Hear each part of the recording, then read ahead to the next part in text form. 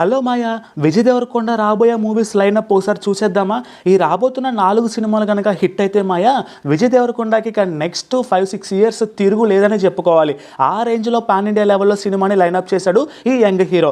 అయితే మొదటగా రణబలి, ఆ తర్వాత రౌడీ జనార్దన రెండూ కూడా డిఫరెంట్ స్టోరీ లైన్తో, డిఫరెంట్ కాన్సెప్ట్తో, డిఫరెంట్ గెటప్స్తో ఆడియన్స్ని అలరించడానికి రెడీ అయిపోయాడు. ఇక రణబలిలో నేషనల్ క్రష్ రష్మిక, రౌడీ జనార్దనలో మహానటి కీర్తి సురేష్తో అయితే స్క్రీన్ షేర్ చేసుకోబోతున్నాడు మాయా.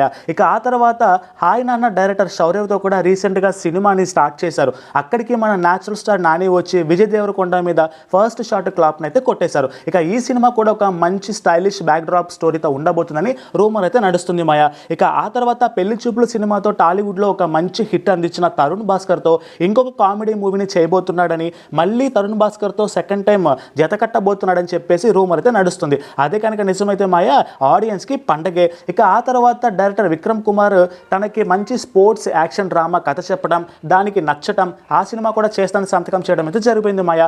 ఈ సినిమా డీటెయిల్స్ తొందరలో తెలియజేస్తారంట.